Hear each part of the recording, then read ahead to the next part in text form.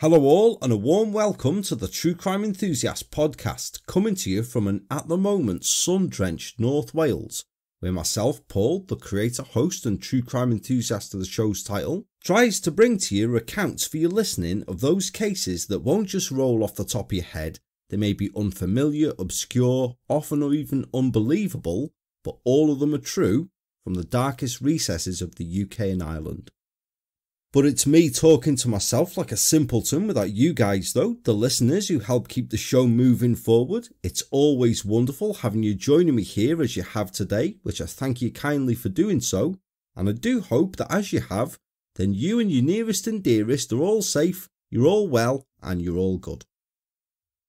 So I start this time around by a reminder that some limited tickets for CrimeCon 2021 in London at the end of September are still available, where you can see myself, a whole load of your favourite show hosts and an incredible amount of distinguished guest authors and speakers from the world of true crime in attendance for the weekend. It promises to be a fabulous one too, with so much going on, and I'm so looking forward to meeting some of you guys there to talk true crime, put the world to rights to, perhaps even have a beer with later on. Now those few remaining tickets have now slightly increased in price also, but you can still get yourself a 10% discount if you come to get them at checkout and you use the unique code ENTHUSIAST whilst you do so. I'm sure that it'll be worth it too, as if you let me know that you've used the code to book them, I'll make sure that there's a show goodie bag waiting for you at the event for doing so. Moving on from CrimeCon then, cheers all for the fabulous feedback concerning our last jaunt out here, the episode The Airman and the Commander. Now if you've heard them, then aren't both of those unreal tales? Proper instances of the horror that occurs when people snap, and as highlighted, mass shootings such as described aren't all that common here in the UK. Those two certainly weren't anyway. One of my friends, an older guy, grew up in the North Wales area, quite close to Penmaen Mawr as it would happen, had never even bloody heard of the Red Gables massacre, and I was proper surprised at that because something like that I don't think you'd forget if it happened on your doorstep, whatever passage of time there was, or is that just the true crime enthusiast in me speaking? Thanks also to both my returning and new Patreon supporters of the show, with shoutouts going out this time for Sam Collins, Katie Wilson, the fabulously named Polly Panic, plus Jen Bottom, John Starr, who are just a little bit Gina Gigi, and Holly Herkett, who have each opted to annually support the show. It's so kind of you to do so, folks, thank you so much. Now hopefully you've begun cracking on with getting through the 26 unreleased bonus episodes that being a supporter gets to you, with another one coming in just a couple of weeks. Now if titles such as Sanctuary or The Cannibal and the Cowboy, The Rotten Rose of Devon or New Year's Evil tickle parts of you, and you want to hear these tales and others for yourselves, then you don't need to go through some sort of bloody Krypton Factor type nonsense to do so. It's so simple I'm surprised it hasn't got its own reality show. Quicker than Homer Simpson's stubble grows, you can be hearing these by heading over to Patreon and seeking out the True Crime Enthusiast Podcast there. It's got the same show logo and all that, but just remember that podcast suffix when you're looking or you probably won't find it. Or you can just use the ever-present link that's in the episode show notes and that will take you right to it. I'm good like that. So before we get to the case in question for this time around, and it is a grim one this one, I warn you, there is just a short word from the episode sponsors who are once again BetterHelp. Now in the stressful times we are facing today, it's understandable that some of us are struggling with a few things, and the thought of trying to deal with this whilst trying to still be the best that you can for those close to you, well, it can be difficult and it can seem like a bit of a mountain. We all need help sometimes, so if there is that something that's stopping you from achieving any goals that you have, or is just interfering generally with your happiness and well-being, then BetterHelp can certainly help you. BetterHelp assesses whatever needs that you have to get yourself back on track and matches you up with your very own licensed professional therapist from its vast array of skill set professionals, all of whom are specialised in all manner of issues from relationship and family conflicts right through to things such as depression and stress for professional counselling for you. Just to clarify there, this isn't self-help that's being advocated here. In less than 24 hours, you can be communicating with a therapist selected to best help you in a safe, convenient and confidential online environment, with a service that's available for clients worldwide, a more affordable one than any traditional offline counselling, one that even offers financial aid available for the service if it's needed, and support functions that you may not even find that are available to you locally. You can get in touch with your counsellor whenever you want to, you can schedule weekly telephone or video sessions with them if you wish, and the responses that you'll get back from them, they'll all be timely and they'll all be thoughtful, and all without the uncomfortable feeling that goes with sitting around in a waiting room, because nobody likes that feeling, do they? It's so much better than that. I want you to start living a happier life today. As a listener, you'll get 10% off your first month by visiting our sponsor at betterhelp.com/TCE and join over 1 million people who've taken charge of their mental health. Again, that's betterhelp, HELP.com/TCE. This time around then on the True Crime Enthusiast podcast, I've researched and brought you a case that really is a senseless one. It was disturbing to research and write up, and it deals with something that I was absolutely horrified to learn just how familiar a crime it is here in the UK. I could have chosen from a number of names who have each done the same or a similar thing, but I've selected this one, and don't be surprised if a similar themed episode pops up for the next Patreon episode also. For our tale this time around, we're off back to the turn of the 21st century and off down to the county of Northamptonshire in the East Midlands for an episode that will largely be told from the point of view of a Northampton woman named Carol Quinn, who has quite the tale to recount. The episode contains details and descriptions of crimes and events involving children and depictions of animal cruelty that some listeners may find disturbing and or distressing. So as always folks, please use your discretion whilst you're listening in. Bearing that in mind, please join the True Crime Enthusiast as we look back at a case that I've entitled Annihilator. To begin, we're off back to the very start of this century to the year 2000, which weirdly still sounds like it's in the future, doesn't it? And to Northampton, the county town of the authority with the same name.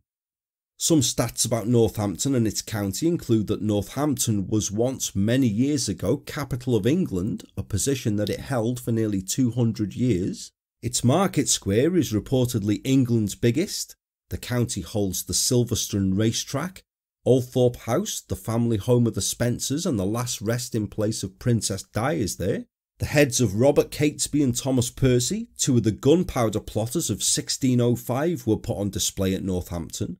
And notable people to hail from the area include DJs Joe Wiley and Whispering Bob Harris, former Rugby Union England international Ben Cohen, comedians Alan Carr and Tim Minchin, former Doctor Who and walking Easter Island statue Matt Smith, and very dear friends of mine and legendary Charlatans fans Alona and Sean Murphy. And I look forward to seeing you soon, guys.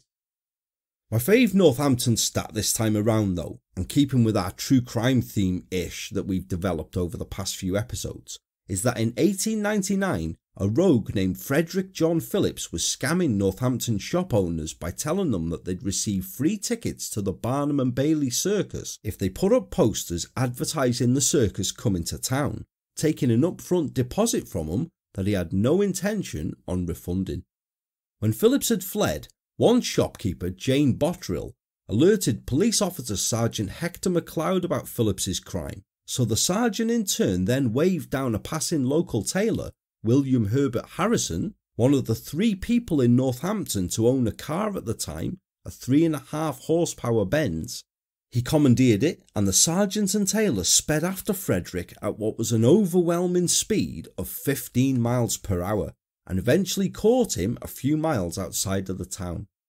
Phillips was later prosecuted, caught because of Britain's first car chase. But it hardly puts the good old Duke boys to shame though, does it?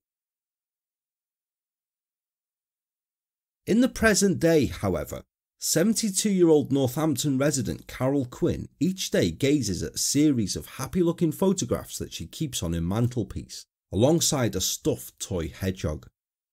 But doing so invokes a multitude of painful feelings within her: heartache, despair, loss and fear, and also brings back some of the most horrific memories there must be for a person to have.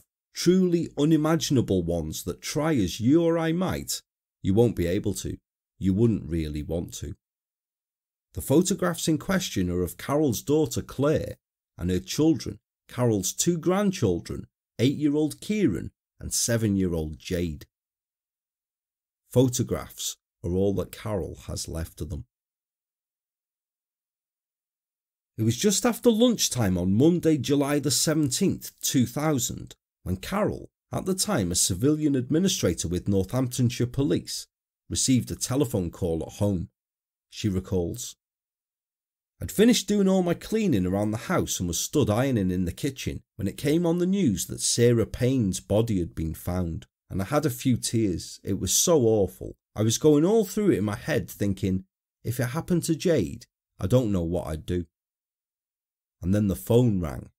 It was the secretary from the children's school asking if I knew where they were, why they hadn't been attending classes, and why Claire couldn't be contacted. At that time, Carol had unusually not heard from her daughter for a week, despite her leaving several answering machine messages at the family home in Stockmead Road in the Little Billing area of Northampton, some 12 miles away. Carol continued, "For a week, Harry and I had been unable to get hold of Claire either, despite leaving countless messages on her home and mobile phones. It wasn't normal. Claire and I spoke every day, often several times. She did care work, so I just thought she was at work a lot. I didn't take too much notice of it, but her cousin told me she thought Austin was playing up again. I know it sounds odd, but I decided that she and Philip must have had a big fallout and that they were trying to sort things out. So I kept out of it and thought, if she wants me, she knows where I am." The Austin in question was Claire's husband, 31-year-old Philip Austin, a forklift truck driver employed working night shifts at a local wholesale food retailer depot, who'd been married to Claire for 7 years. It was actually their 7th wedding anniversary that day, and was the father of the couple's 2 children, 8-year-old Kieran and 7-year-old Jade. Though the marriage was still intact, it had been up and down like a fiddler's elbow over the years, and Philip Austin disappearing for days on end after one row or another was nothing out of the ordinary. Indeed, so often had it occurred that Claire would refer to him when talking with those closest to her as Gulliver. But it wasn't like Claire not to be in touch with her mother and stepfather. Carol recalled, "The last time I spoke to Claire was on Sunday, July the 9th. Harry and I had been to Hampton Court Palace the day before and she phoned to see if we'd enjoyed it. She and Philip were taking the kids to see Chicken Run at the cinema that afternoon. When I called her that evening to ask if the film had been good, Philip answered the phone. He sounded quiet and cold and told me, 'We didn't go to the cinema. Something cropped up. Claire's not here.' Although the tone of Philip's voice made me feel uncomfortable, Harry and I assumed they must have had a row. Philip did have a temper, and the one thing they always argued over was money. Philip was dreadful with money, whereas Claire, who was an auxiliary nurse, was a real saver. For the next few days I called morning and night and left messages on the answering machine, but Claire never called back. So for some 8 days Carol and her husband Harry had tried to get in touch with Claire, but nothing. Neighbours of the Austin family too, in Stockmead Road, were concerned also at the lack of activity at number 76. None of the family had been seen for days. The family's 2 poodle dogs, Dandy and Sooty, hadn't been seen being walked or even heard barking, and although Philip Austin's blue Proton car was nowhere to be seen, Claire's red Fiesta was parked in the lay-by outside the family home, where it had not moved for days. Neighbours had even checked the positioning of its tyres to see if the vehicle had moved overnight and had been returned, but it hadn't. At pains with what to do, concerned neighbours had eventually on the 17th of July contacted the Austin Children's School, Standon's Barn Lower School in Northampton's Flaxwell Court, resulting in that lunchtime the secretary of the school contacting Carol. Carol continued. She said she'd had a phone call from neighbours of Jade and Kieran who were a bit concerned, and that Jade and Kieran hadn't been at school for a week, with no absence form being requested, and no one had called in. I said I didn't know what was happening, that I'd been trying to get in touch with them all week myself and wasn't able to. Then, like a mother's instinct, by God I knew something was wrong. Carol immediately called her husband Harry at the local flour mill, Haygate, where he worked as a senior engineer, and sensing the urgency in her voice, and he himself sharing the concern that his wife had over that week, he immediately returned home. Together, they then drove the 12 miles from their Bugbrook home to the neat private estate where Claire lived with her husband and 2 children. Arriving there at 4 p.m, they found the house secured with no signs of life, so using this spare key, they let themselves inside, Harry entering first. He had to physically push the door open due to the amount of post built up on the floor that was wedging the door from opening easily, and as he was registering this, he became aware of something else. The horrendous smell that was emanating from the house. One look into the kitchen was enough for Harry, and making his way back to the front door, he told his wife, "Carol, don't go in there, Claire's done something to herself." But Carol pushed past him and walked in. She continued, "I said, no, Claire hasn't done it. My stomach was going round and round and round. I didn't know what to expect, but it certainly wasn't that. What I saw is something I will never forget." Lying on the floor of the kitchen, the body of Carol's daughter, 31-year-old Claire Austin, lay dead in a pool of congealed blood. One look was enough to tell that Claire had obviously been dead for some time, and she died an extremely violent death. The later post-mortem was to determine that she'd been beaten repeatedly with a heavy blunt instrument, had been stabbed repeatedly in the chest and back, and had also been strangled. Beside her on the blood-slicked floor lay the body of Claire's apricot-coloured poodle, Dandy, its skull crushed in. Now finding a scene like that is already the stuff that nightmares are made of, isn't it? A mother finding her firstborn child like that, having lay like that for a week. It's simply unimaginable. Indeed, Carol recalls, "I'll never forget the smell, and I'll never understand why I didn't sink to my knees and hug my daughter's body." But there was much, much worse to come. Carol continues, "But it suddenly hit me. Where are the children? I said, no, please, not them. I ran upstairs and went into Kieran's room, and he was lying face down on his bed. Then I ran into Jade's room, and she was on the floor with one leg up against the wall, but her face was purple and her mouth open as if she was screaming. Both children had been strangled with ligatures, Kieran with a child's walking rein, his lifeless body left lying face down on his duvet, a teddy bear still on his pillow. 7-year-old Jade, meanwhile, had been left lying dead on her bedroom floor, the belt from her own pink dressing gown still around her neck. Just try and take that in for a second." Carol went on, "It was the worst moment of my life beyond anyone's worst nightmares. I have an imprint of finding their bodies on my mind all day, every day. Sometimes I think about it and I weep in the shower. There are times when I can't close my eyes without thinking of their tiny bodies left there like bags of rubbish. I can't sleep now without pills. If I don't get a pill, I keep seeing them. Claire and then Kieran and Jade. Claire, Kieran, Jade, over and over. And the smell, you get the smell in your nose and you can't get rid of it. It was a warm summer's afternoon. The bodies had been lying there for over a week." Poor woman. I couldn't even begin to imagine it, for that's horror beyond belief, isn't it? Carol continues, We dialed 999 from a neighbour's house because we didn't want to touch anything in Claire's home for fear of destroying evidence.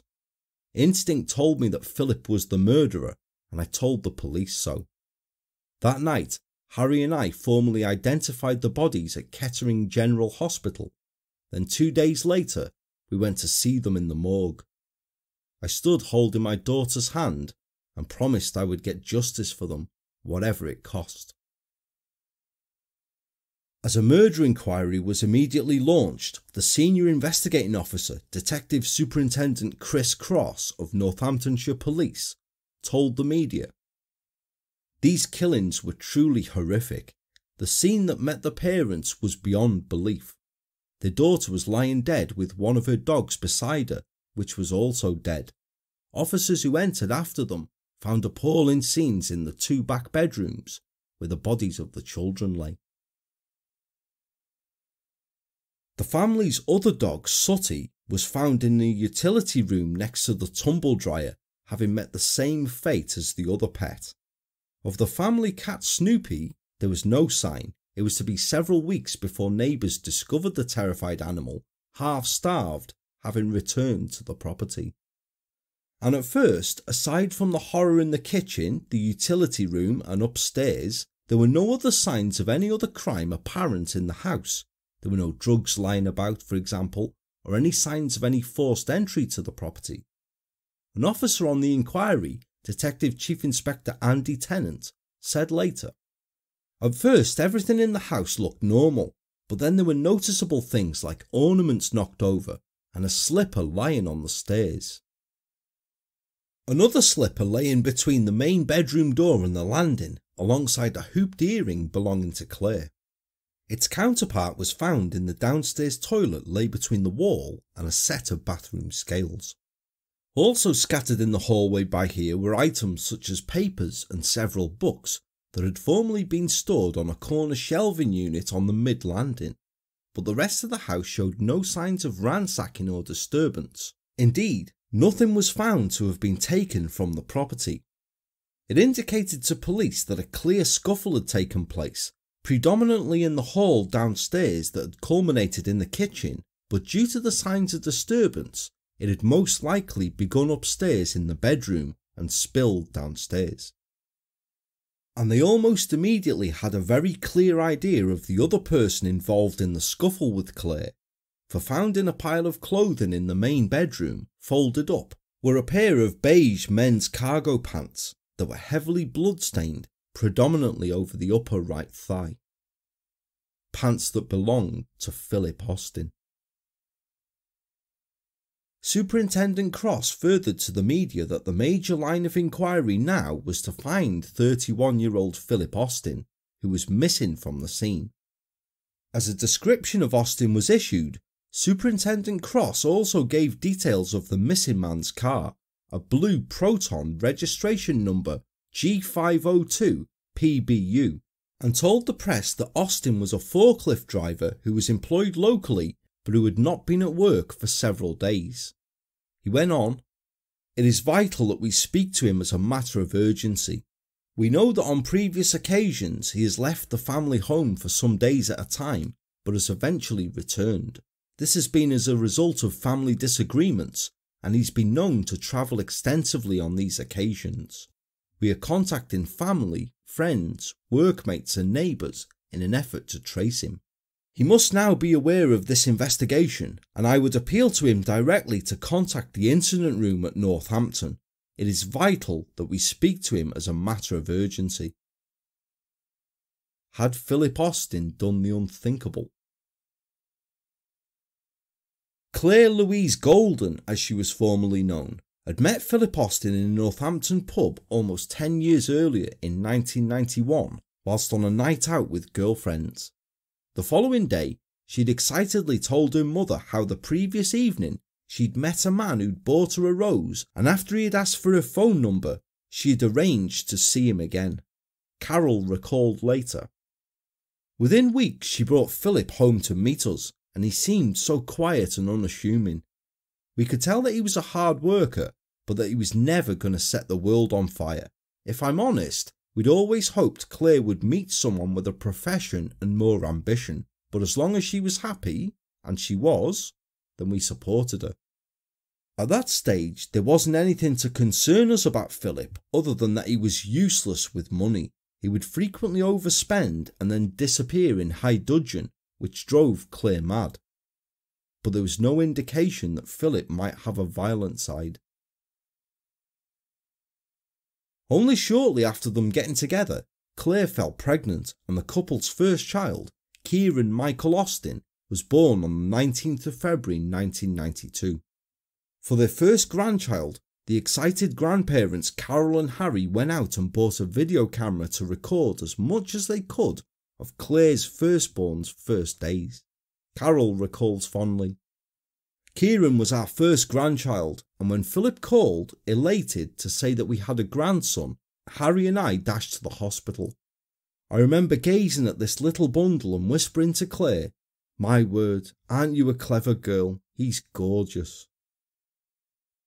Now Kieran found himself in the Big Brother role just over a year later, and on the 22nd of April 1993, his sister Jade was born, and his grandparents had the video camera out once again to film him meeting his baby sister for the very first time.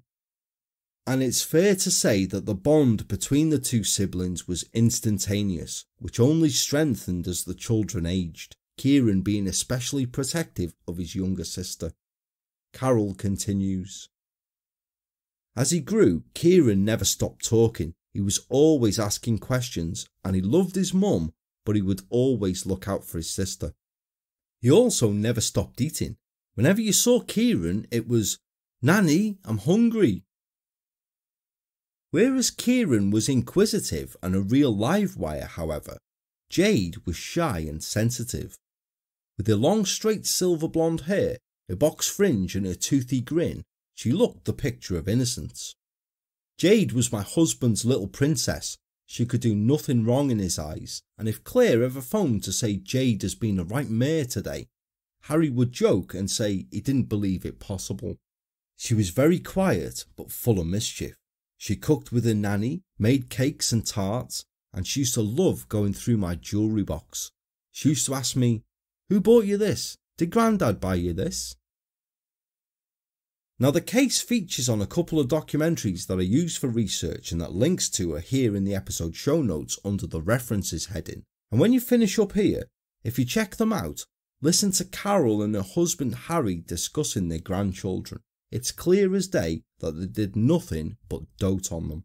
Indeed, Carol says, struggling to contain her emotions, "The children were just gorgeous. We loved taking them to the cinema to see films like Toy Story and for days out at Legoland in Windsor, and we always took them to see a pantomime at Christmas."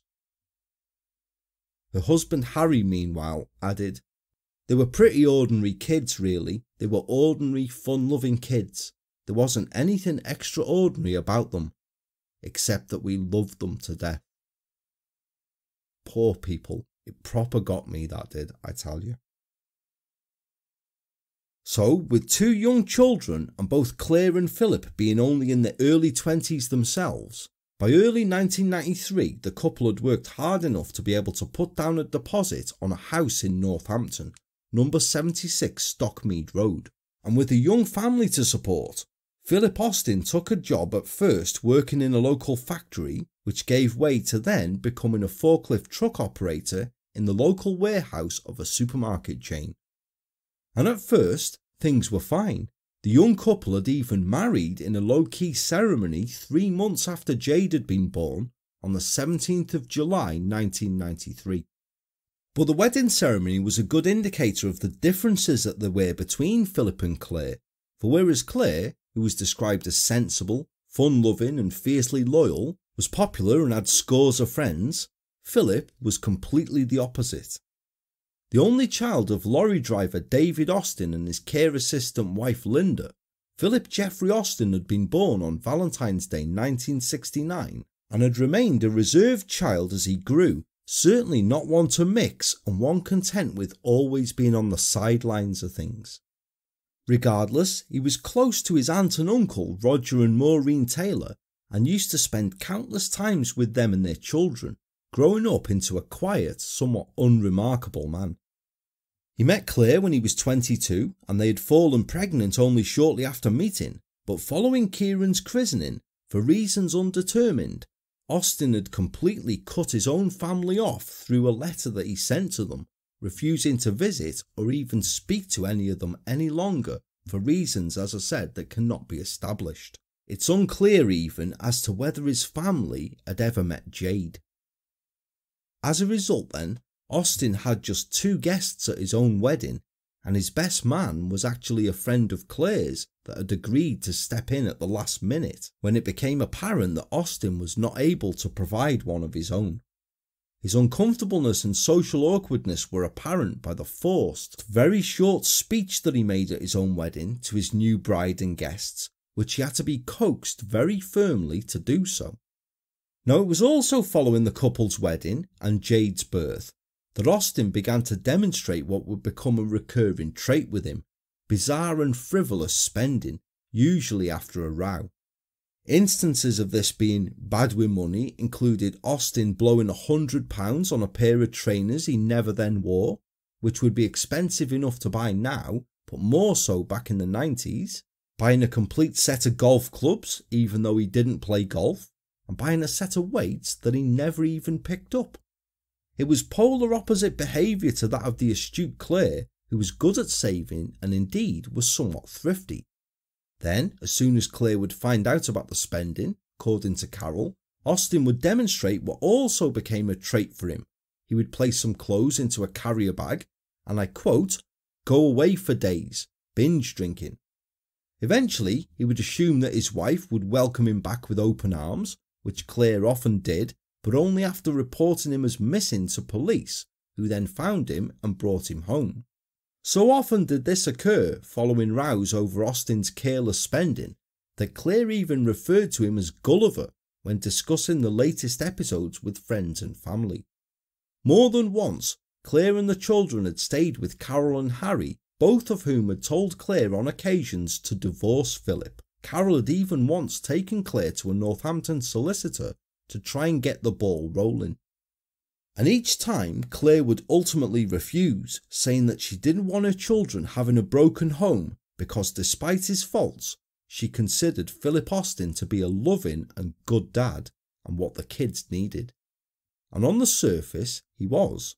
Yet Carol and Harry came to learn that although he never displayed any violence towards Claire, Austin did have somewhat of a temper that would manifest itself towards the children, particularly Kieran. Carol described later. My grandchildren were sitting in our kitchen at our house one day when Kieran did something, and Jade looked at him and said, "Don't do that or you'll get a good hiding, won't he, Nanny?" I was a bit taken aback and explained that good hidings weren't something that we did in our house. "Well, Daddy gives them," Jade went on, before telling me something very alarming, that their father had started to put his hands around their throats if they'd been naughty. "We don't like it when Daddy does that," they'd said. It concerned me greatly, and I spoke to Claire about it the following day. She was shocked. She said she hadn't known anything of this aggression from Philip towards the children, but that she would see that it never happened again. Now, seeing several home videos that are available of the Austin family, it becomes apparent, perhaps okay with the benefit of hindsight, that Austin related poorly towards his children, particularly Kieran. Several of these videos show on the surface what could appear to be simple play between father and child, but then you see how boisterous he is towards them, how heavy-handed through his play Austin was. One particular video shows him hanging Kieran upside down by his feet during a game, and the toddler cries immediately after being put down. There are others in which, again during play, he pushes the toddler over. He's just heavy-handed with his son. Claire herself had reportedly witnessed Austin strike Kieran so hard that it had knocked him off his feet, and had very clearly threatened him that if it ever happened again, he was out on his ear, and that was it for the couple. In response to this, Austin and Claire went to a series of sessions with Relate for marriage counselling, and he also agreed to attend both an anger management course and a series of sessions with the children's charity NSPCC in an effort to learn proper control of his temper, particularly in relation to his son. Although he didn't complete either course, on the surface, both appeared to work. On the surface. By 1999, with both children now attending Standens Barn Lower School, which they loved and were described by the head Sue Stokes as being popular children at, Claire decided to go back to work and began working for Northamptonshire County Council as a part-time home help employed by social services. It was to be the first in a series of changes for Claire. Around this time, she also passed a driving test, obtaining a red Ford Fiesta car. She developed a new circle of friends through her work and even began attending Weight Watchers. Her dedication to improving herself no doubt spurred on by the constant insults from Austin, who would belittle her about her weight. And Claire began doing well at it, often being named Slimmer of the Month, whereas Austin began to look like if he fell down the stairs it would sound like EastEnders finishing. With Claire now working a series of shifts to help with the family income, care for the children was often left solely to Austin. Former neighbour June Smith recalls, "We heard him shouting at the children a lot, but we just put this down to his job working nights and that he was trying to sleep during the day." But aside from this, the couple's relationship had overall seemed to have improved. Carol recalls, "Publicly, Philip was the same as ever and was always very involved with the children. They'd have days out at weekends like any family. I even heard Philip talking to our local vicar at my aunt's 100th birthday party about the possibility of him and Claire renewing their vows. In the first half of 2000, Claire and Philip seemed happy and any money issues with Philip appeared to be in the past. They even went on holiday to the Canary Islands that June. Harry and I picked them up from the airport, and they'd had such a fantastic time that within a fortnight Claire had booked a holiday for the following summer to Portugal."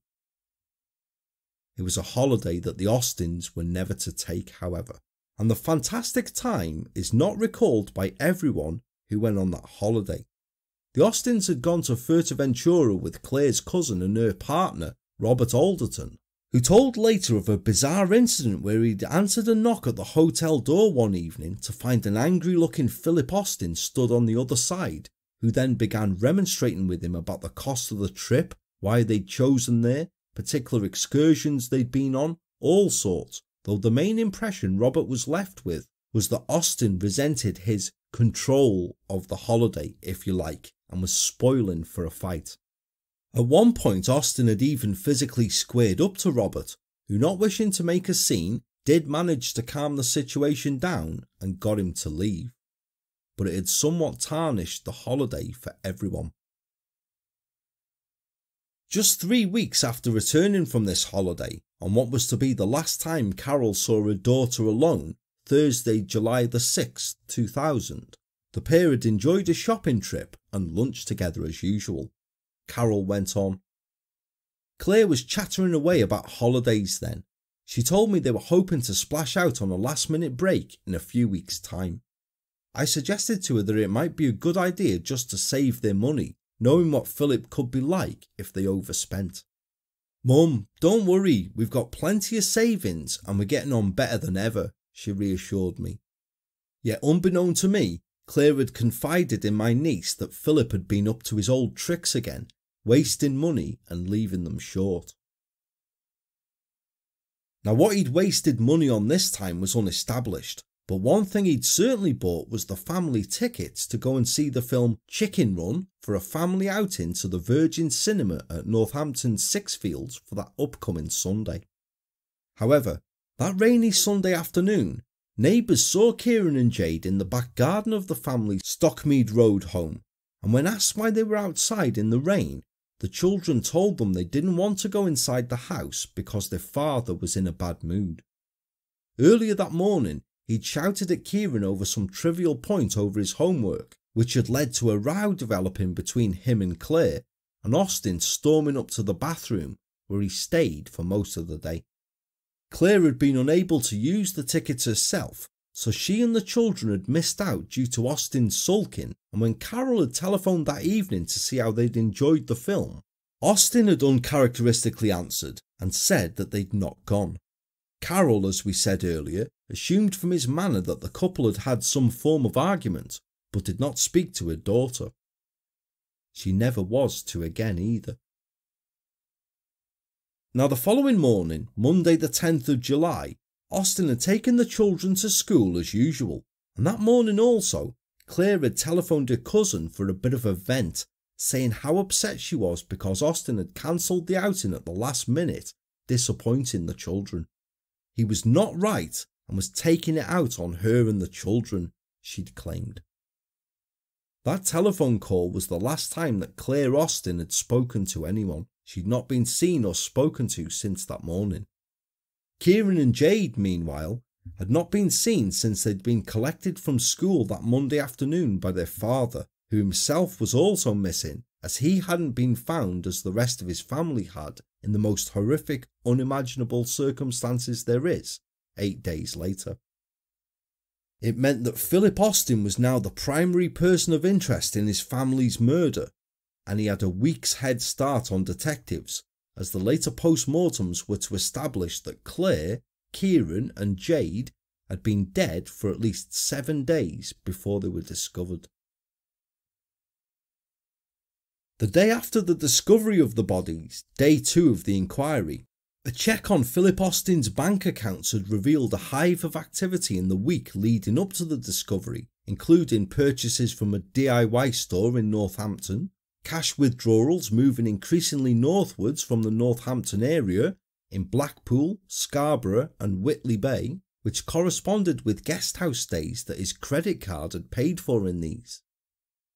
But wherever Austin was at that moment, he wasn't in his missing Proton car, because a woman in the Northampton area had telephoned police the same day after seeing the appeal to report that the vehicle in question had been parked directly outside her terraced house for the previous 7 days.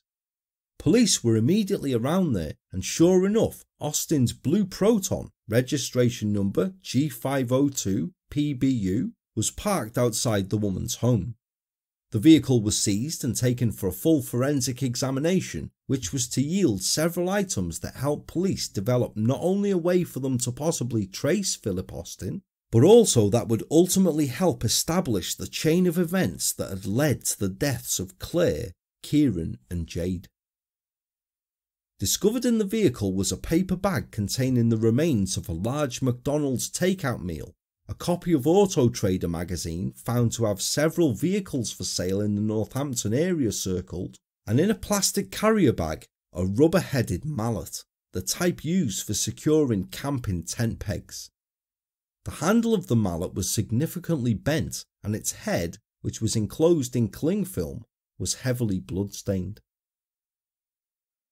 Now, a check on the vehicles that were found ringed in the Auto Trader revealed that one of these, a silver Ford Granada, registration number F622UHK, had been purchased from a local car dealer on the previous Monday morning, the last day that Claire and the children were known to be alive, by Philip Austin. When the dealer, Mark Totham, was spoken to, he recalled that Austin had seemed perfectly fine when buying the car, although thinking back, he hadn't asked him anything about the vehicle's specifications and had not even tried to haggle the price down any. He'd simply paid the asking price in cash, as though he was in a hurry. Police nationwide were now on full alert for any sightings of this vehicle, and a watch on all airports and ferry terminals was also made, thinking that the wanted man, now the bodies of his wife and children had been discovered, would know police were now searching for him and would attempt to flee the country. And 2 days later, they were to find him. A member of the public walking down remote Ashes Lane in the Cumbrian market town of Kendal telephoned police after spotting a silver Ford Granada parked up in a lay-by there with a man in the back seat that she believed was acting suspiciously. A few moments later, police officer Sean Onions responded to this report and sure enough discovered exactly where the witness had described the vehicle in question was still parked up. Sat in the back seat was a young man who, it became immediately apparent, had cut his own wrists and was bleeding quite heavily. So as PC Onions immediately requested medical assistance and began to give the injured man first aid, finding the wounds to be only superficial, half-hearted ones, he asked him who he was, to which the man emotionlessly replied, "You'll know me. I'm the man who's killed his wife and family." Not the answer you'd be expecting, that is it? PC Onions was to get little more out of the man as well, all through accompanying him to hospital for treatment, and even after arresting him when he was discharged from hospital, recalling Austin being, for of course that's who we're talking about here, I quote, "emotionless, just gazing off into the distance. The lights were on, but no one was home." When it was established through a check of the VRN of the Ford Granada and documents found in Austin's possession that this was indeed Northamptonshire's most wanted, detectives in the Northampton incident room were contacted, and he was later that evening flown back down to the Northampton area, where he was met by detectives and taken into custody. Once back at Northamptonshire Police Headquarters at Wootton Park, under caution, Austin almost immediately, in a calm, collected, undistressed manner, gave a full account of events from the previous 10 days. The interview made for disturbing listening, and the account Austin gave can be broken down as follows. Austin claimed that the previous Sunday, the 9th of July, he and Claire had rowed. He wasn't to reveal what it was exactly that they'd rowed about, but it's safe to say that it was concerning either his attitude towards the children or his spending, and he'd brooded about it for the rest of the day, cancelling the planned cinema trip. The following day, a normal Monday, Claire had got the children up for school as routine, they'd breakfasted, and Austin had taken them to school. There are conflicting reports as to whether he'd worked the previous evening and had come off nights that morning, or had been on a day off, but what was confirmed was that he dropped the children off at Standon's Barn Lower School as routine. However, he hadn't gone home as was normal following this. He'd instead stopped at a newsagent, where he'd bought a local newspaper and a copy of Auto Trader, and had then taken himself to a nearby McDonald's for breakfast. After spending some time looking through the Auto Trader and circling a selection of vehicles for sale in the local area, Austin had then visited Paradise Massage Parlour in Northampton, where he had engaged in sex with a sex worker there, something he claimed that he wasn't in the habit of doing and had never done so before. It was just something that he fancied that morning. After he'd left here, he'd visited the former Focus DIY store just off Billingbrook Road, where he'd purchased a rubber mallet, claiming to police that he'd bought this intending to do some patio work in the back garden of number 76. He had then arrived home late that morning and had found Claire upstairs in the couple's bedroom, and who Austin claimed immediately began berating him.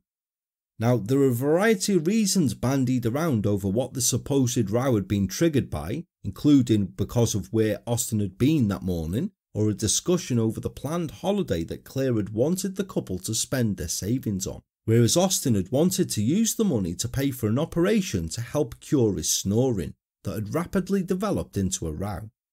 He was later to describe it as, "She started hassling me and arguing and that. I just turned on her." Austin claimed that during the row, a red mist had descended upon him and he'd taken a swing at Claire, forgetting that he still held the mallet in his hand. The blow, he claimed, had caught her on the arm and a full-on fight began.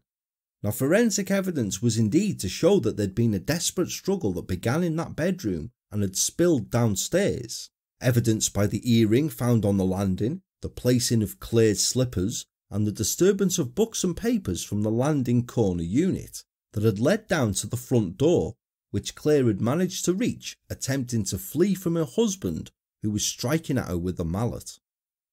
Whether Claire had managed to open the front door or not was unascertained, but if she had, Austin had most likely caught up with her by there and slammed it shut, leaving Claire to attempt to seek refuge in the downstairs toilet, where she was attacked again, evidenced by the other earring that was found on the floor in it.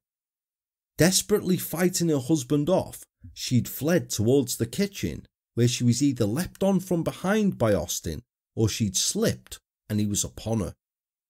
And then the bloodshed really began. Not content with simply striking his wife with a mallet, so hard and so often enough that the later post-mortem was to discover had fractured her skull and her shoulder, as she lay on the kitchen floor, gravely injured, Austin had grabbed a carving knife and stabbed his wife repeatedly in the chest and back, so furiously that the knife had broken off at the handle. So he grabbed another one and continued stabbing her. He had even then grabbed one of his wife's bras from the kitchen laundry basket and used that to throttle her, leaving her lying on the blue-tiled floor in a rapidly spreading pool of blood. That's horror enough, right, isn't it? And however it may sound it, however he tried dressing it up, this was no loss of control or red mist. That's a right shamble of bollocks to say that.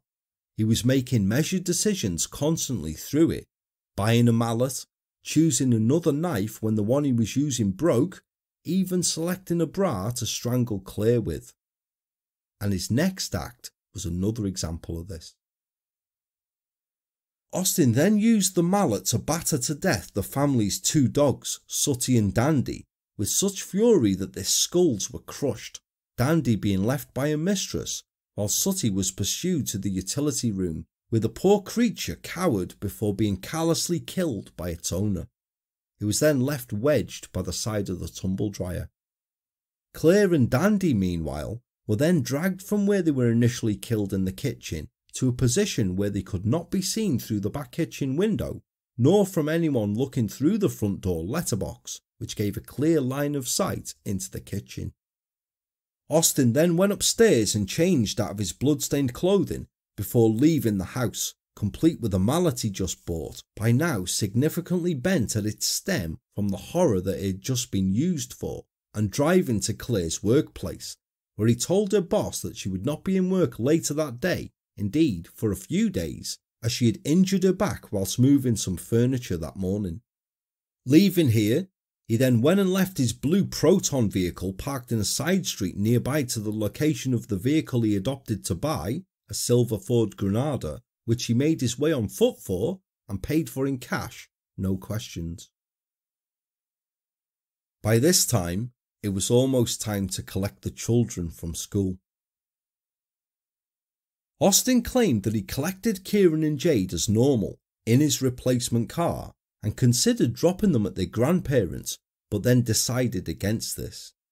Instead of taking them home, he had driven them around the country for a period of 7 to 8 hours, even as far across as the east coast of the UK. They had stopped for a sleep for a short period, he claimed, and when the children claimed later that evening that they were hungry, he'd bought them a large McDonald's drive-through meal. Some accounts claim it was a supper of fish and chips. Whatever it was, Austin had then laced the children's drinks with a hefty dose of Nitol, a herbal medicinal product, and had continued driving around until both children were asleep. When they were, he'd driven back to 76 Stockmead Road, and had one by one carried the children into the house and put them straight to bed. By this point, he claimed, having a complete memory loss as to what he'd done earlier in the day. It was only as he was putting Jade into bed, Austin claimed, that she'd woken up and asked for a drink of water, which he told her he would fetch for her. When he went downstairs to get this, Austin claimed he was confronted with the carnage of his dead wife and dead dog in the kitchen, and the flashbacks from that morning came back with a bang, hitting him like a wrecking ball. Austin claimed that it was this that had triggered his next actions. He was to say emotionlessly to detectives who were listening incredulously that his mind had repressed all memory of the killings beforehand, and seeing the body before him, he knew the children would ask about their mother or the dogs, claiming calmly, "It sorta came to me that I'd killed her, so I went upstairs and killed my children." Now, however abhorrent and the spur of the moment actions of a pure madman this may sound to you and I, because who does that, I ask you, former Detective Chief Inspector Andy Tennant, who'd worked on the inquiry, says that nothing was further from the truth. He said years later, "At that point, the only way forward he could see was to kill the children. This isn't a red mist decision, this isn't a loss of temper, this is a reasoned decision that man has made that he is going to murder both of his children. I would have said the decision was made long before that moment, wouldn't you? It's unclear in which order Austin then strangled his children, but horrifically, even despite him having sedated both beforehand, there was evidence to suggest that each of them had struggled as he did so. Jade had been strangled with her own dressing gown belt after possibly trying to flee, being found left on her bedroom floor, whilst Kieran lay face down on his bed, having been garroted with a set of toddler reins. But both children were found to have small grazes underneath their chins, possibly indicating that they'd used their fingers to desperately try to remove the ligatures from around their necks. Though ultimately, neither child could offer anything except futile resistance against a fully grown man. Horrendous that, isn't it? Absolutely heartbreaking. This is at the hands of their own father. By that point, most likely already having packed a bag, Austin then fled the house, leaving his annihilated family to be discovered by Carol and Harry a week later. There are conflicting reports about what he took with him in monetary value, with some accounts claiming that earlier that morning Austin had withdrawn some £700 from his bank account, whilst others claim he had previously, secretly, obtained a banking loan of £5,000 which he had to fall back on. Over the next week, Austin moved steadily north, heading first to a Blackpool guest house, before moving across to Scarborough for a few days, and then further north again up to Whitley Bay in North Tyneside, all movements that could be supported by corresponding transactions from Austin's bank accounts. Whilst travelling, he'd kept a general low profile, paying his bills promptly and in full, but had made no real attempt to hide. There was no attempt to flee the country or anything. He'd even been happy enough to visit the pub of an evening for a few pints, head out for a bite to eat, nip out to shops to buy alcohol, porn, even ice cream. Just like a bloke on holiday, isn't it? Not a man who days before had annihilated his family. Isn't that unreal? Absolutely despicable, isn't it? Then, some 7 days after the murders, Carol and Harry had made the horrific discovery at Stockmead Road, and Austin's crime was discovered, although it was more than likely eclipsed on the news that day, because as we heard at the start of the episode, it was the very same day that the body of missing Sarah Payne had been discovered, and the eyes of the UK were likely there. It's a case that I'm sure needs no introduction really, that one is, but as a bit of an aside, it is one that I've been considering covering here on The Enthusiast at a future date. If it's something you'd be interested in hearing, then please let me know. Let me know the feelings about it. But it had been reported, police were aware, and Austin knew that now he would be the subject of a manhunt as the prime suspect in his family's annihilation.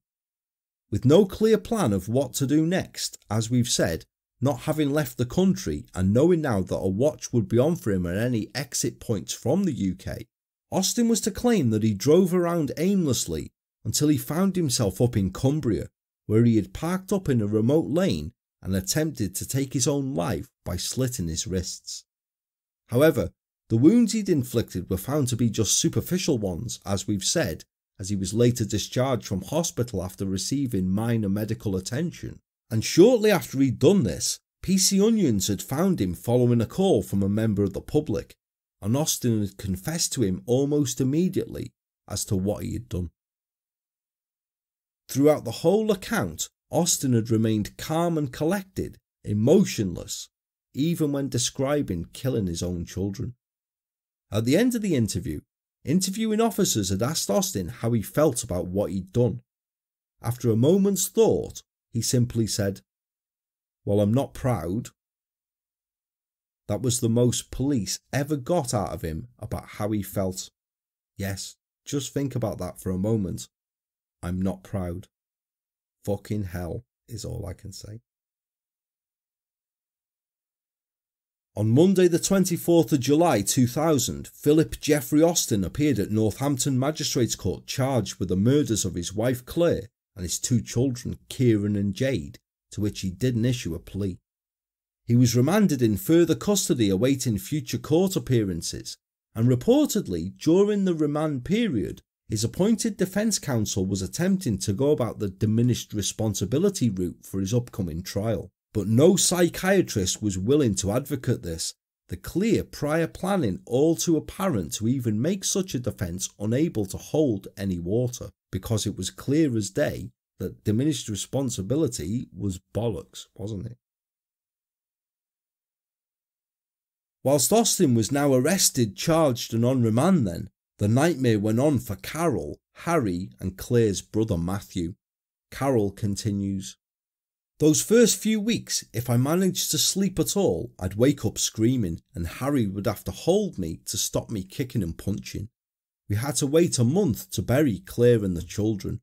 I bought little outfits for the children to wear in their coffins and a top for Claire which she'd pointed out to me on that last shopping trip together. Then there was the heartbreaking business of clearing out Claire's house and getting rid of the children's toys and clothes. I kept a cuddly hedgehog of Kieran's because he'd once asked me to look after it for him, and it sits by a photo of him in my house. Every Christmas we hang a little cardboard angel that Jade made at school on the tree. I can't bear to light the candles that Claire bought me as a gift for my last holiday." There are no words, are there? No words. No words whatsoever. Austin's own family too, whom he'd cut off many years before, were also to be affected. Nobody comes through this case unscarred. How could you? Whilst on remand, for reasons unknown, he had contacted his Aunt Maureen and Uncle Roger for the first time in almost 8 years and had requested a visit from them. After some soul searching, they'd gone along to see their nephew, if anything, because you just want to ask someone why on earth, wouldn't you? But try as they might, the closest Austin was to come to offering any kind of reasoning for such carnage when asked why was a half-hearted attempt to lay the blame in his own upbringing, accusing his father David of being violent towards him and traumatising him to the extent where any paternal feelings he should have had were simply not there. Both Maureen and Roger could see right through this though, knowing David was not a disciplinarian, and as I said, it was only a half-hearted attempt by Austin to explain himself off anyway. In fact, Austin was the most animated during the whole visit when he brought up the subject of the status of his own possessions from the marital home, what had happened to his CDs and various bits of tat that belonged to him, prompting Roger to angrily thump the table and say to Austin, angrily and exasperatedly, "You've more bloody important things to be worried about." With that, both of them left in tears, and indeed, you couldn't make it up, could you? 8 months after the murders, on Thursday, March the 22nd, 2001, Philip Austin appeared at Northampton Crown Court, where he initially pleaded not guilty to the murders on the grounds of diminished responsibility, but on the opening day of the trial, had dropped that defence and changed his plea to guilty. Richard Latham QC, prosecuting, told the court that the couple had mounting debts, and Mrs. Austin nicknamed her husband Gulliver because whenever they argued he would leave the family home for a number of days. He said between March and April before she died, the couple took out a second mortgage on their home to clear their debts, but it, I quote, "only relieved the financial problems and did not solve the problems within the marriage." Arguments about money came to a head while the children were at school on July 10th of the previous year, when the defendant had struck his wife over the head with a mallet before she was strangled and stabbed to death in the kitchen. Her husband had then killed the family's poodles. Describing the murder scene, Mr. Latham said, "Claire had severe bruising to her head, face, right shoulder and hands. He tied a ligature around her neck and she had stab wounds to her chest." Mr. Latham said Austin used 2 kitchen knives to stab his wife because the first one broke off at the handle as he was pushing it into her chest. He said, Within the chest was a knife blade which was broken off at the handle. It was 22.5 centimetres long. The handle was found lying alongside the deceased, and there was another blood-stained knife also lying on the floor, which was possibly used after the first one broke during the attack. All the stab wounds were inflicted as she lay on her back on the floor. The stab wounds caused her death. Within a few hours of killing Claire, Mr. Latham added, Austin had killed his children, having collected them from school, driven them around for hours, drugged them, and had then returned home and garroted them, Jade with her own pink dressing gown belt, Kieran with a child's walking rein. Anthony Palmer QC, defending, could say little in mitigation, but said that Austin was feeling under an enormous amount of stress at the time of the murders because he worked nights and his wife worked days, which meant he also became the children's carer during the day and he couldn't cope. Mr. Palmer said, Austin worked as much overtime as possible to boost the family income, but he was constantly short of sleep and became irritable with the children. There were days when the defendant left home for periods of time in order to relieve the stress that he felt. In June last year, when they were on holiday, they slept apart, and in the months before killing Claire, he slept downstairs. A normal relationship had broken down. Mr. Palmer said the final straw for Austin came when, after returning from a holiday abroad, Claire urged Austin to phone other travel agents with a view to booking another holiday. Mr. Palmer continued, He was waiting for news about an operation on his nose for a problem with his snoring, which is one of the reasons why he slept downstairs, but she wanted a holiday despite waiting for notification about whether an operation could be achieved.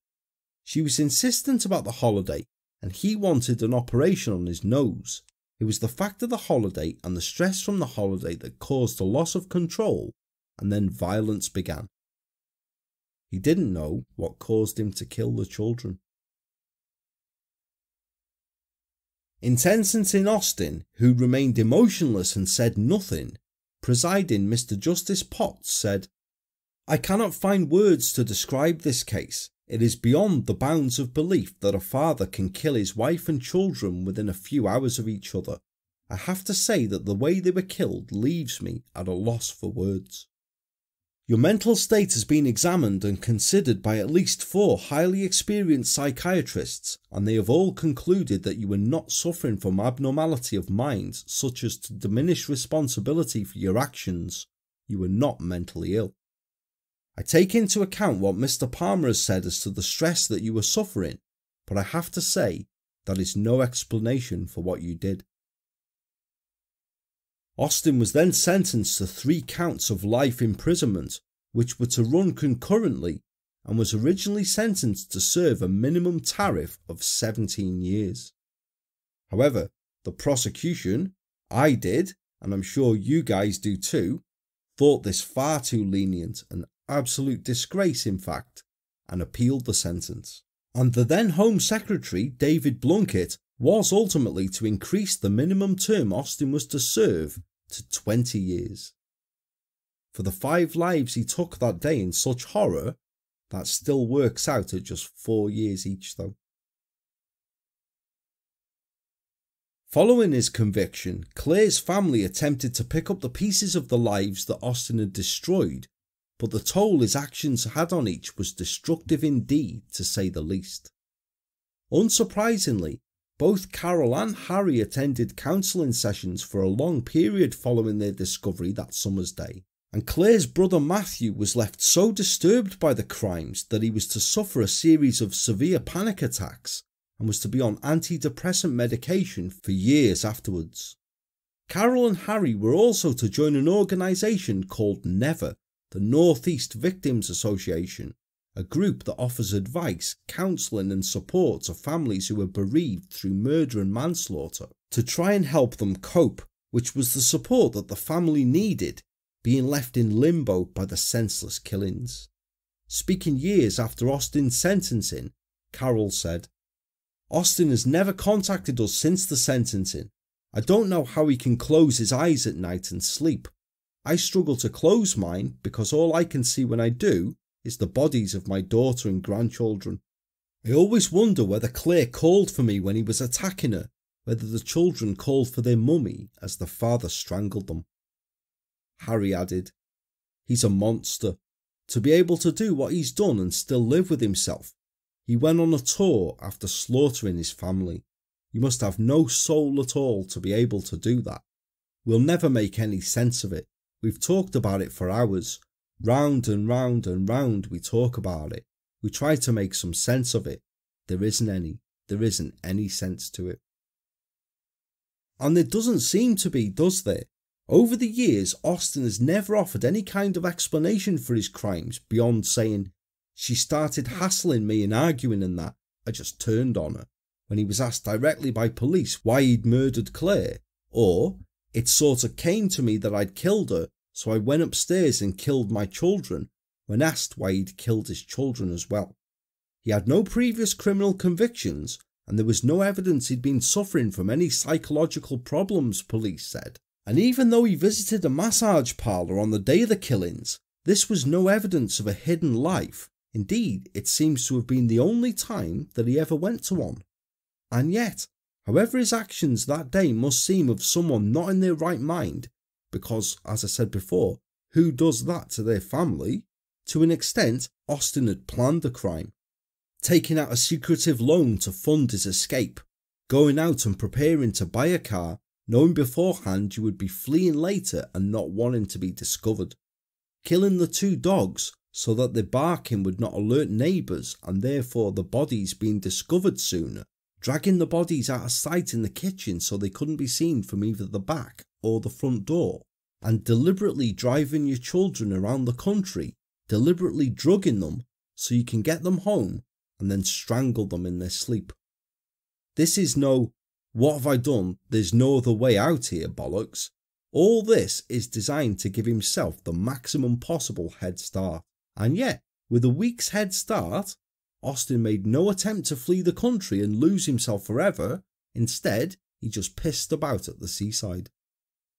Now he's had the past 20 years to consider his crimes, but earlier this year, just a couple of months ago, it was reported that with his minimum term now served, the now 51-year-old Austin was being considered for parole, something that Carol has fought long and hard to make sure doesn't happen.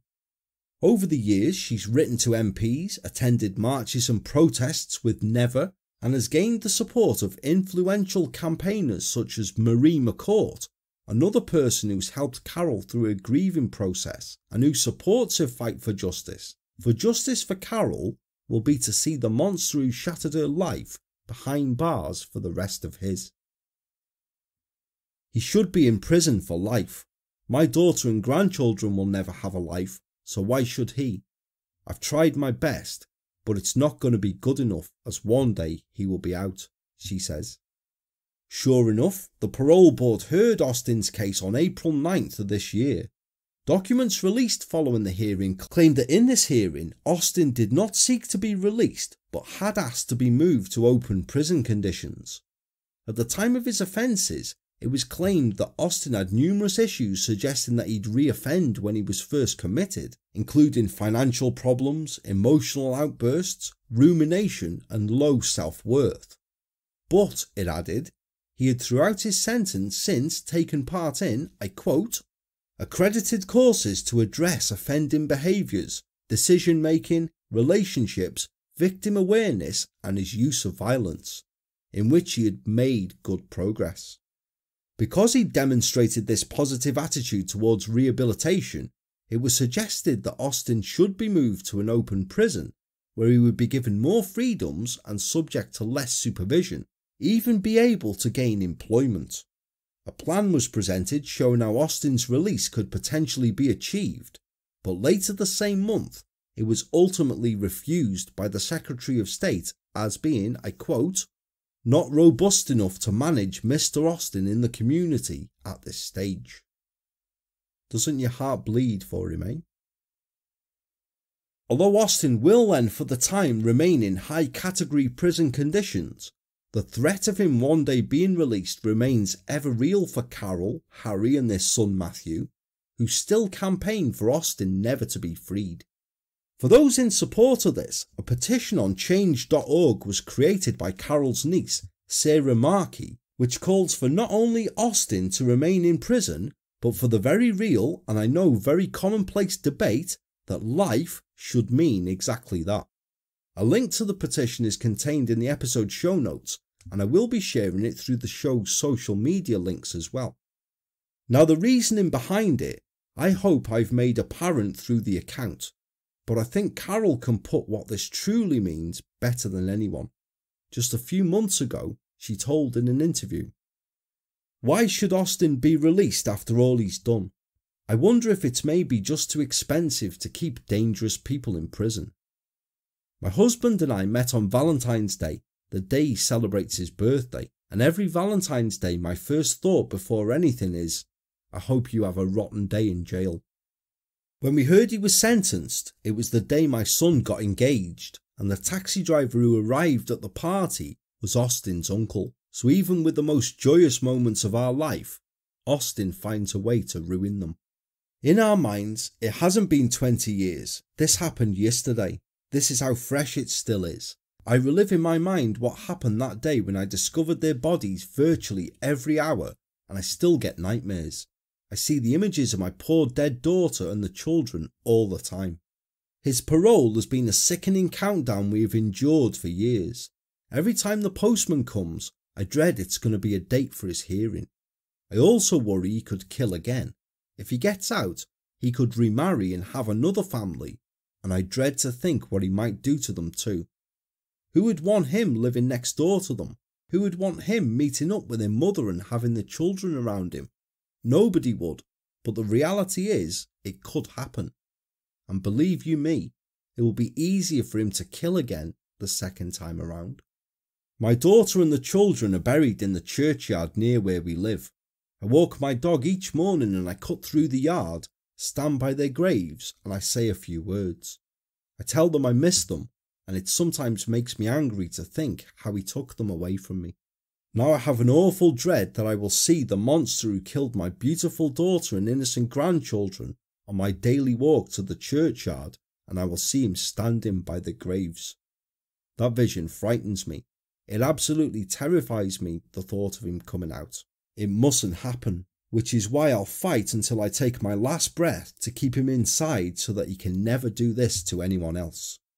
We may or may not be able to prevent his release, and we may never have justice served, but I would ask you to sign this petition to stop multiple murderers from being released from prison and to prevent them from killing again. Let's make a stand together and make sure that life does mean life in prison. Words that can only come from someone who suffered such an unimaginable loss, those are, aren't they? I had no hesitation whatsoever in adding my signature to the list, and I hope that following this episode going out, so many more are added to it as well. So a tale of true horror this time around then, isn't it? As they always seem to be when you go down the rabbit hole on these things. The familicide that Philip Austin committed that dreadful day back in July 2000 chilled my blood when I researched it. Because those actions I've described here are just monstrous, aren't they? They're just wicked beyond belief. I can't even think how best to describe them. And to pre-plan it all, which you can't dress up because Austin did, I mean, to do what he did to his dogs is horror enough, let alone the slaughter of his wife. But to then drive around with your children for a period of some 7 to 8 hours, knowing all the time that you're ultimately going to strangle them in their sleep, drugging them first to make it easier. Plenty of people have the same kind of pressures that Austin claimed he was facing, but they don't go out and commit unspeakable acts such as that, do they? And to show no remorse whatsoever for it, to be more interested in your bloody CD collection, well, there's no place in society for anyone who can commit such horror with no explanation and no sign of madness about him. I was struck deeply by every single word that I came across from Carol and Harry through researching, for these are two people who speak with so much dignity and warmth when discussing Claire, Kieran and Jade, yet you can clearly see how painful it still is for them to this day to do so, the sense of loss that they still feel, and the very real fear they have of Austin being released, something that's loomed over them ever since his sentencing. In the episode show notes, as I said, are a number of articles and documentaries that I used for research purposes that feature Carol and Harry, who are quite open in speaking about Austin's crimes, seeing it for the greater good that the horror is brought home to people and may ultimately assist in keeping that key turned for him.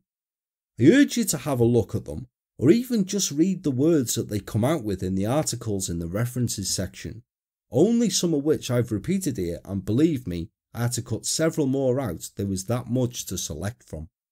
Once you've done so, and from the account that I've just given, see if you feel, like I did, that adding a signature to their petition is somehow the least that a person can do to help give Claire's family that little reminder that they do have support and empathy, and that a monster like Austin, and this tale really should have been next series' Monsters of episode, but a monster like Austin spends the rest of his days behind bars, for if he can do that without explanation or remorse to his family, who's to say he won't commit equal horror once again if the circumstances present themselves? What do you folks think? I would love, as always, hearing your thoughts on the episode Annihilator, which you can do so in the thread that's now up in the show's Facebook discussion group, or that you can do so through any of the show's social media links. You know I always love hearing from you wonderful lot, and I never mind where it is. And as I said before, I shall be sharing the change.org petition that I mentioned beforehand through the show outlets as well as it being up in the Facebook discussion group, should anyone wish to sign, share, or both. With that, it's wrap up time here now for this episode, and for a couple of weeks break for myself, as I feel like I need a bit of a palate cleanse after churning out a fair few weeks worth of horrific tales. Plus my fingers need a bit of a rest because I'm in danger of getting beetle hands. So I shall be back for Patreon 42 at the end of the month, and come the beginning of July with the regular enthusiast, it's a bang on time to begin this series arc. We've had a fair few standalone weeks now in between multi-parters, so boom, coming back with the arc. All that remains for me to say then is that I thank you for joining me here today for the episode, which I know has been a horrendous one, and that I still am, and hopefully still will be Paul, the True Crime Enthusiast, wishing you all good and safe times, and I shall speak to you very soon. Take care all, stay safe, and goodbye for now.